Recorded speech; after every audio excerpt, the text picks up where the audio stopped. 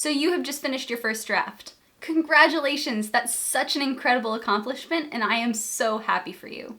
But the work is not over. If you're anything like me, your book is not finished after one draft. When I reach the end of my first draft, what I have is not so much a finished book as it is a rough model of the story that I want to tell that has blatant gaps in it and places where the scenes are just bullet points, all the prose is a mess, the character arcs are all over the place, things are not very clearly written, descriptions are all over the place, the timeline doesn't make any sense, one character can be wearing 3 different things in one scene, and it just needs a lot of work. My goal in writing my second draft is to take the mess of a manuscript I have as a first draft and turn it into something that better resembles a book. In this video, I'm gonna share with you how I approach second drafts and break my process down into 5 clear steps. You will walk away from this video empowered to revisit your first draft and know exactly what you need to do in order to take that book and make it into a version of itself that is 10 times better.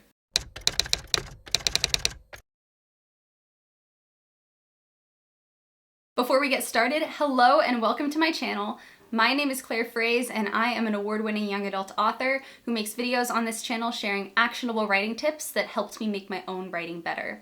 I am the author of the young adult paranormal thriller They Stay series, including books They Stay, They Whisper, and They Return. I made a video on second drafts a couple of years ago, but that was also a couple of books ago, and I've learned a lot about my process and have honed a better process for second drafts, so I wanted to share that with you. I've broken everything down into 5 steps. These steps are chronological and go through my whole process, so each one is kind of a stage, and once I complete that stage, I move forward onto the next stage. The first thing I do when I finish a first draft is distance myself from the book.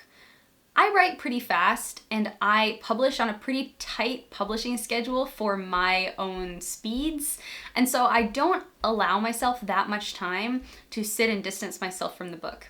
I usually have a pretty tight turnaround between draft 1 and draft 2, and so I don't take as much time as I will be recommending in this video. In general, the more time you can take away from your manuscript after you've finished writing, the better, although within reason. I'm not saying that you should go and take a whole year off before starting your second draft, although if that's what works for you, definitely go for it.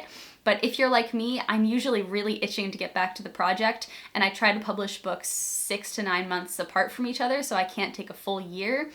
I like to take 1 to 2 weeks and distance myself from the book and not think about the book, maybe write another project, go and do some other life thing that distances me from the story. I read a craft book that I found very helpful in the way that they framed this.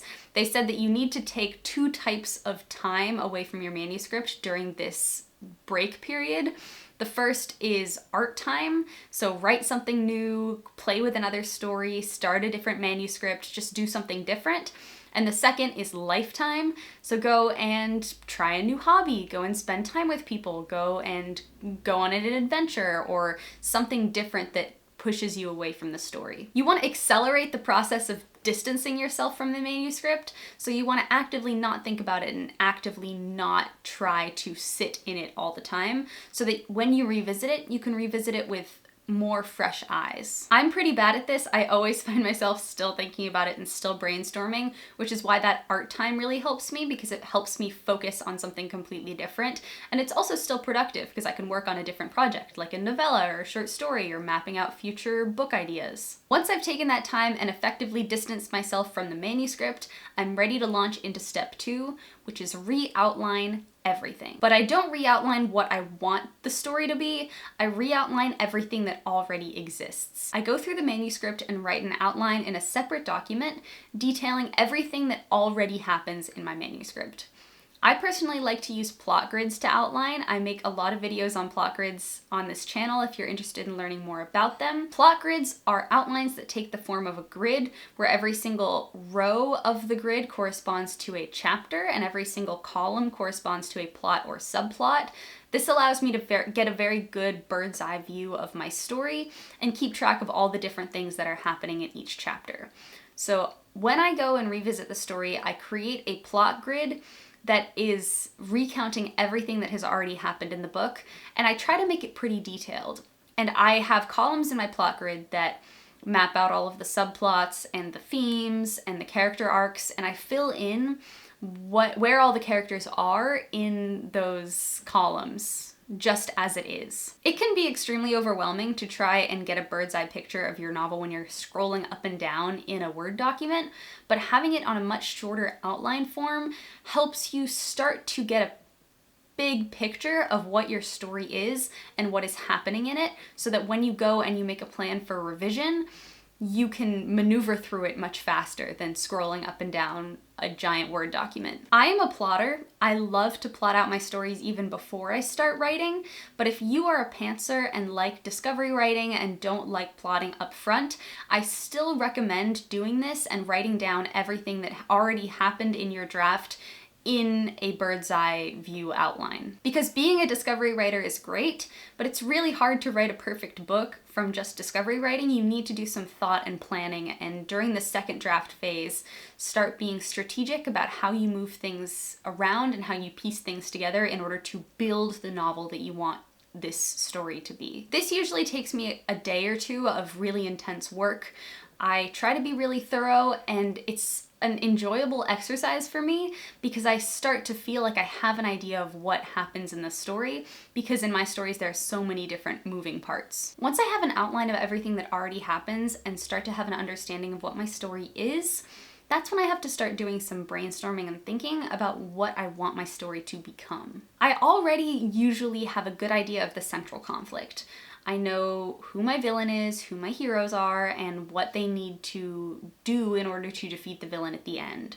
What is usually kind of muddy are my character arcs, so how my characters grow from the beginning to the end of the book, and all of the different intricacies of their interpersonal relationships. I have some couples in my series, and each one goes through a different conflict in each book, because in order to have story, you have to have conflict. And so I have to map how each member of the couple changes over the course of the book and changes in relation to each other, and how their relationship grows and changes, what the climax is in that relationship, because every single subplot has to have a climax and a conflict as well. And so I go back to the drawing board and map out individually what each of those characters' experiences in this story is going to be like, so I can crystallize that for myself and put it into my outline during the next stage. Sometimes a manuscript needs a large-scale revision, and this is the stage where I would figure that out. I understand what I have, and now it's my job to understand what I need it to be. And so I do a lot of brainstorming and thinking and planning. I map out all the character arcs, I map out the major themes, I map out any part of the story that feels weird to me, that I don't feel like is the best version of itself that it can be. I need to understand everything, so I push on that and I try to get to the bottom of everything, and I try to understand everything as clearly as I can before entering the next stage of this process. Because my fourth stage in this process is when I put all of that stuff into my outline. Now I understand what the story needs to be. I know which parts of my original manuscript are not living up to their fullest potential, or need to not be there at all, or need to change into a different scene or a different conversation. So I go back to the outline. I usually make some copy of it so I'm not deleting and changing the original, and then I start deleting stuff from the outline, retyping stuff, changing stuff, and adding stuff to my plot grid. I like to color code it, so I put everything I want to add to the manuscript in green. If it's a brand new scene, I put it in green. If it's a new mention of something, I put it in green.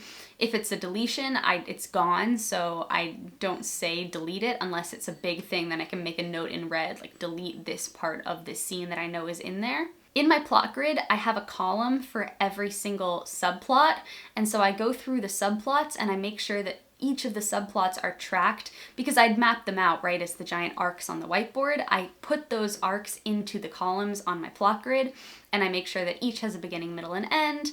Each is moving how I want it to be moving and developing the way I want it to be developing.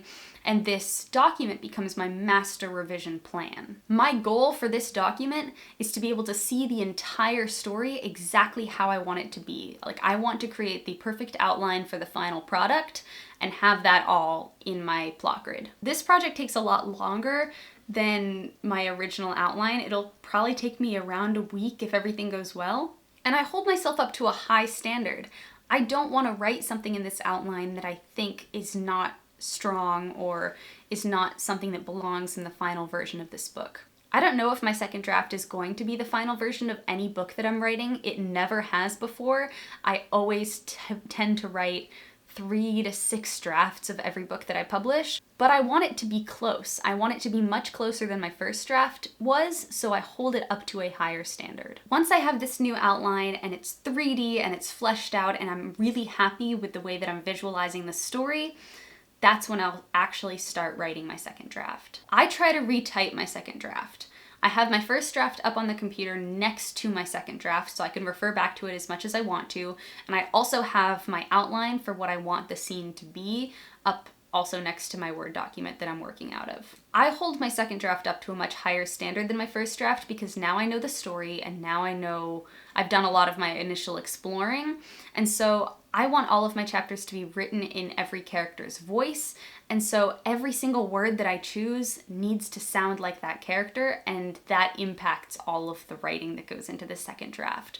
So that's why I try not to cut and paste. Sometimes I will cut and paste, but usually I find that I'll start cutting and pasting if I'm trying to be too ambitious with how many chapters I'm writing a day or editing a day, and then I'll get lazy and I'll get tired and I'll cut and paste and I'll be like, it's good enough. So I won't hold myself up to as high of a standard.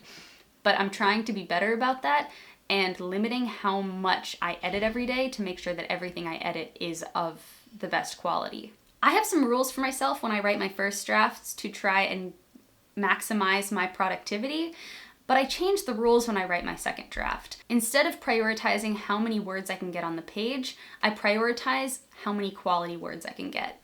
When I'm drafting, I can sometimes get multiple chapters a day. When I'm editing, I'm lucky if I can get a really nice solid chapter in a day. I keep really close track of what characters are wearing, what scenes look like, what places look like, so I can be there in my mind.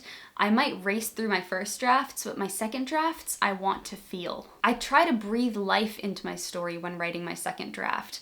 And it's hard to do that when I'm just cutting and pasting from the original. And so that's why I try and retype everything and make everything sound like it is in that character's voice. It takes me longer to write my second drafts than it does to write my first drafts, but by the end of getting my second draft on paper, I'm much happier with how the story has been shaping up. But every book is different, and I have had extremely chaotic drafting experiences that have not followed this exact structure.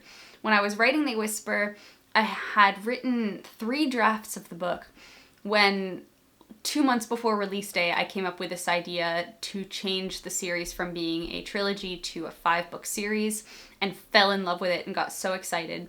And so I had to scrap pretty much everything that I had of book 2 and start from scratch, and that was a really chaotic drafting experience because even though it was technically the 4th draft of the book, it wasn't really because I was writing everything from scratch. Then with A Return, I followed this structure, but I was overwriting everything and everything was very convoluted and it was taking me a really long time to get to the end.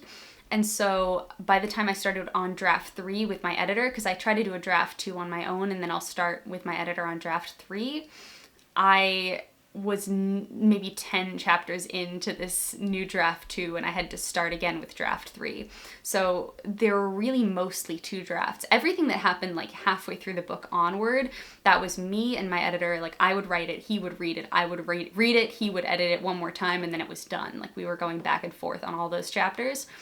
And so things happen, things get hectic, but this is the general structure that I like to use when approaching my drafts. The book I'm writing right now, book 4 of my series, is following this almost to the T. It's pretty scary.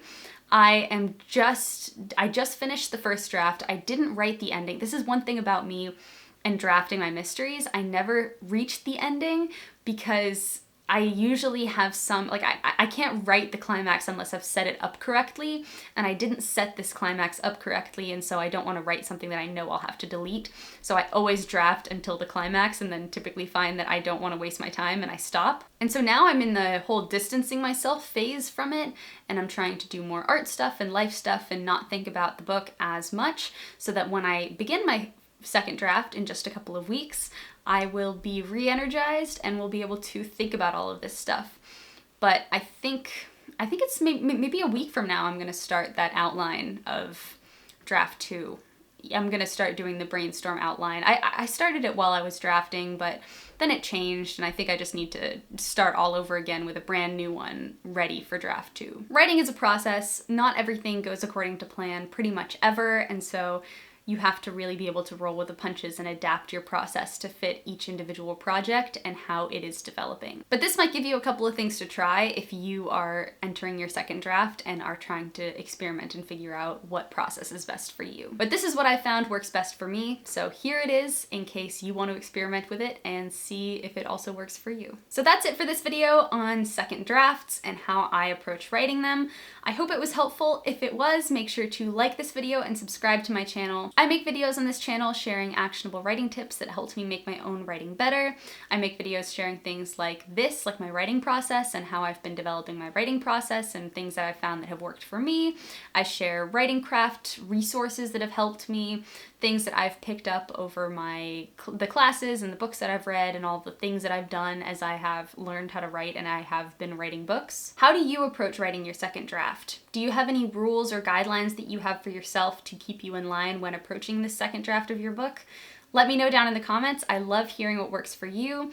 My intention with this channel is only to share what works for me because I'm a huge believer that the only way you learn how to write is by experimenting with what works for other people. So I can't tell you what to do or guarantee that any of this stuff is going to help you, but I can put it out there in case you want to try it and see if it does work for you in your writing process and your brain. Thank you so much for watching. I hope you have a fantastic week, everybody. And as always, happy writing.